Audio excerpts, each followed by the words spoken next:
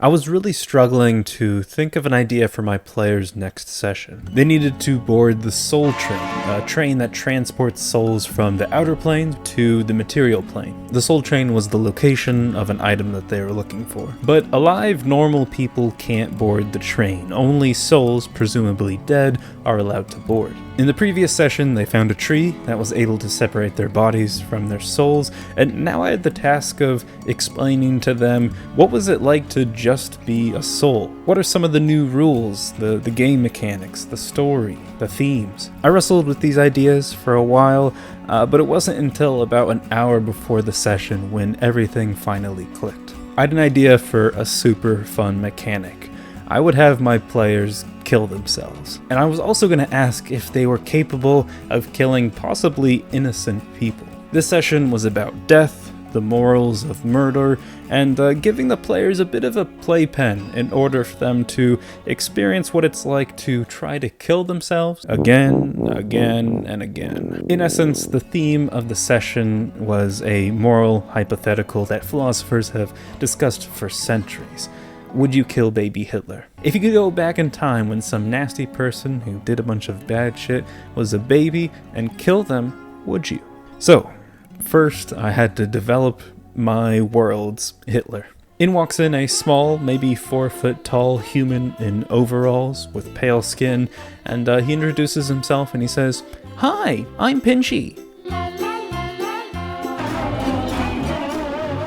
He's a mix between like Mr. Poopy Butthole and a kind of a happy psychopath, and definitely Hitler too, a little bit of Hitler in there. He lived thousands of years before my player's adventure. He grew up, pretty poor, but in a happy, large family. But one day when he was 9 years old, Agathox, the god of pain, commanded that he put his own blood into the water of the goat pen, the family goat pen, and after he did that, the goats became bloodthirsty. They killed his entire family besides Pinchy, and then Pinchy learned to control the goats. And with this power, the goat force, the bloodthirsty goats, he was able to tear through villages, gain control of a large amount of land, and after committing numerous atrocities, he was able to establish a sort of kingdom. But the other surrounding kingdoms teamed up and were able to take him down. So alone in his bunker, abandoned by the rest of his people, he decided to take his own life.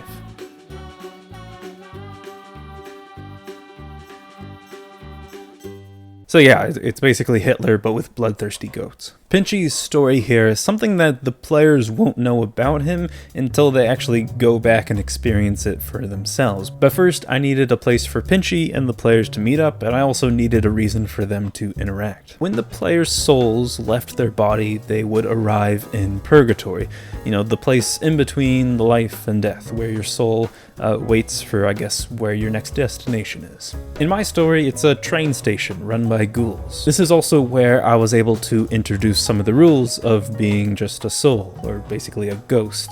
That's that you can't interact with other objects, you can't pick stuff up. It's annoying, but also pretty funny. The players arrived at the Purgatory train station, and the soul train was right there, but in order to get on, they needed a death certificate.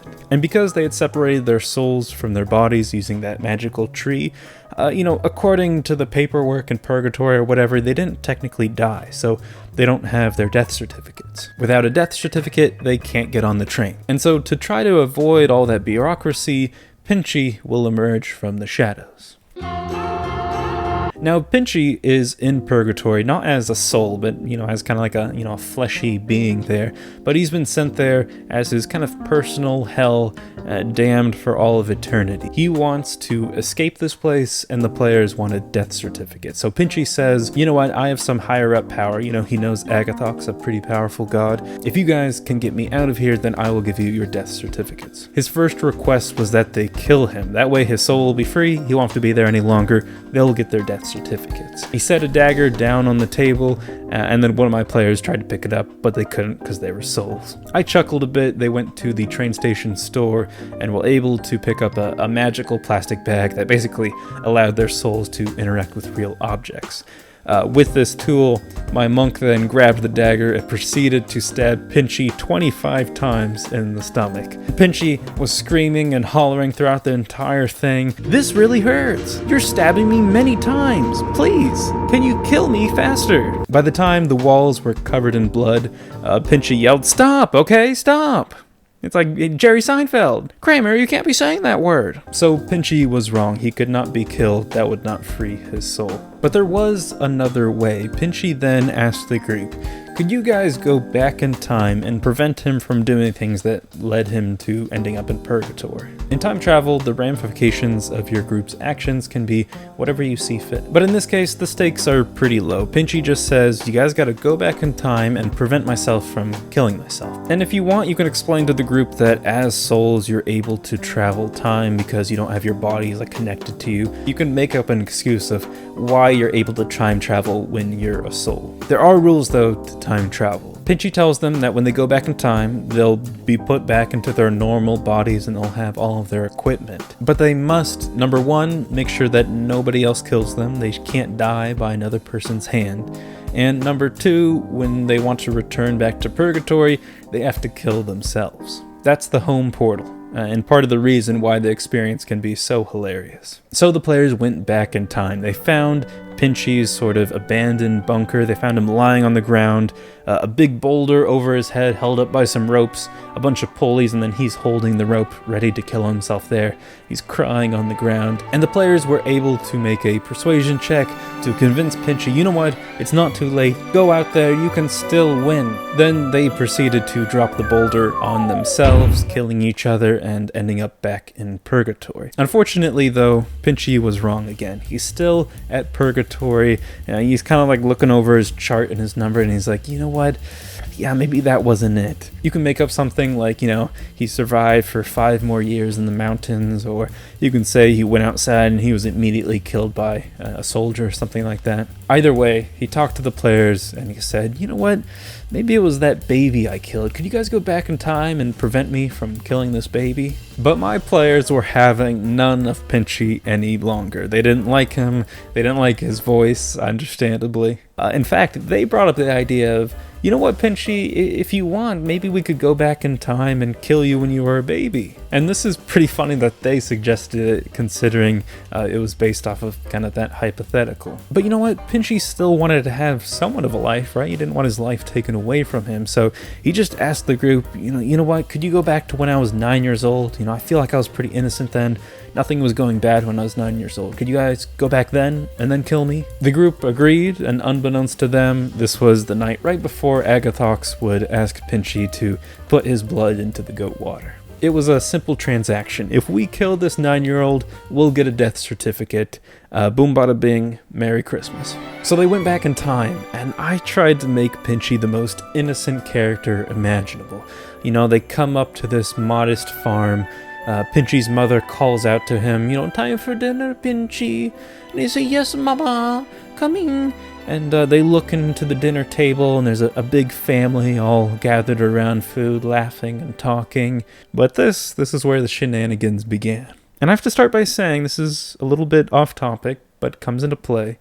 One of my players was a shrimp. Someone in the group had to take a few weeks off of playing D&D, so kind of at the decision of the players, we all decided that the person would be transformed into a shrimp and would be carried in the wizard's pocket. That's about all the time I took when approving this decision and the possible consequences. But then it came to this instance at the farmhouse. They're outside of the door looking into this family, and my wizard took out the shrimp and asked the shrimp, "Will you go inside there and choke the boy?" And you know what? Usually you aren't supposed to be able to talk to shrimp, but this was that original character, okay? And you gotta reward that kind of thinking. So I decided that the shrimp, the player who wasn't able to make these sessions, understood him and simply nodded back at him, approval, "Yes, I will choke this boy," as a shrimp. So the shrimp slid underneath the door of the house, and everyone in the group kind of peered inside of the room, and the shrimp passed the stealth check easily, had advantage, all that. And then I decided it was going to have to make 2 strength checks to see if it could climb up a table leg to get onto the table, and then from there, I guess the shrimp would try to get on the kid's plate. It was a terrible plan with very little instructions, but it had to be done. After succeeding at 1 strength check, it failed miserably at the second. So it fell down a pretty good distance for the shrimp, and then it was promptly stepped on by one of the family members at the table. And this goes against one of those time-traveling rules that Pinchy talked about. Being killed by somebody else is kind of like the stamp on the paperwork that basically says, yes, this person died. But because the players had also kind of hacked their way into Purgatory, into separating their souls as well, when they're done with this area, they're going to go back to Purgatory. So it's kind of like a computer error. And the outcome is that there's now 2 shrimp souls in Purgatory. What does this mean for future sessions? What will happen when my player comes back? Are they going to stay a shrimp? Are they going to transform back? What does it all mean? I don't know, but it sounds like fun. Okay, so the shrimp choking plan did not work for my group, but they did manage to somehow persuade the dad into letting them take Pinchy out into the barn, little 9-year-old Pinchy with overalls and his bowl cut. And you know what? They didn't actually ask him anything or contemplate their own moral actions. Instead, my wizard took out some sand from his pocket, threw it in the kid's face, and then mid-air transformed the sand into molten metal, burning the kid's face and dealing a quite bit of damage. Because D&D is silly, a high persuasion roll by my paladin was able to convince the father who ran in because, his kid was crying, that the kid had in fact just fallen over, and that's why the kid was crying. The kid cried twice, the dad came in twice, and both times the paladin was able to persuade them with a roll of 18 and a roll of 19 that the kid had just fallen over, even though there was molten metal in the kid's face.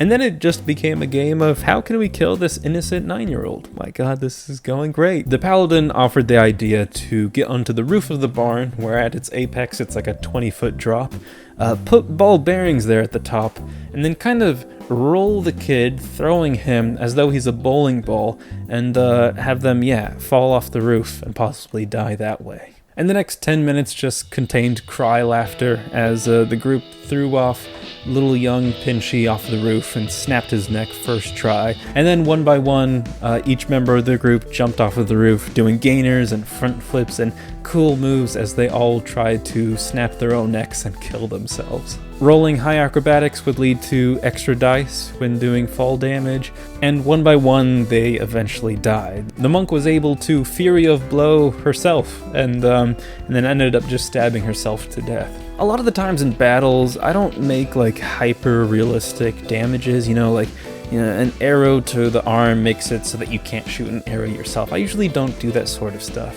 Maybe I'll see if the group actually does want to kind of play like that, because it was really interesting. But with the goal of damaging oneself in mind, it's actually a great excuse to apply sort of real-life implications to those amount of damages. When a player does a gainer off of a barn roof, and they roll high acrobatics, land on their back, and paralyze their feet, and everybody in their group cheers, it's a very odd experience. But with everybody dead now, the group returned to Purgatory. Pinchy was nowhere to be found, and they now had their death certificates and were allowed to board the soul train. Having your players kill themselves is just a really silly mechanic. And Pinchy's story is simple enough that I think players could kind of interpret it or take the information differently depending on their character or them as a person. It's really up to them how they approach it. It might be really silly and just be like, yeah, let's kill this guy, he's annoying.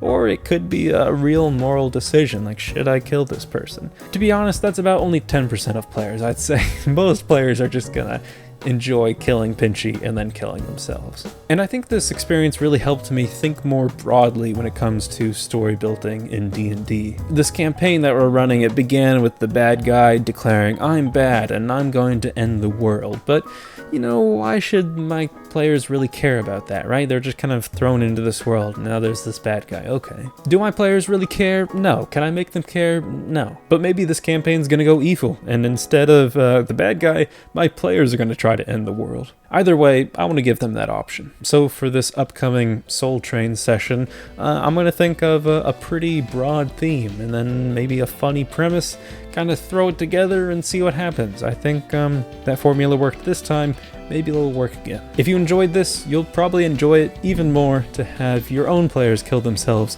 in your game. Good luck with that, thank you all for watching, and I'll see you guys later. Bye. Peep that swagoo, baby, made by my sister. Murloc Mama. When you're good to Mama, Mama is good to you.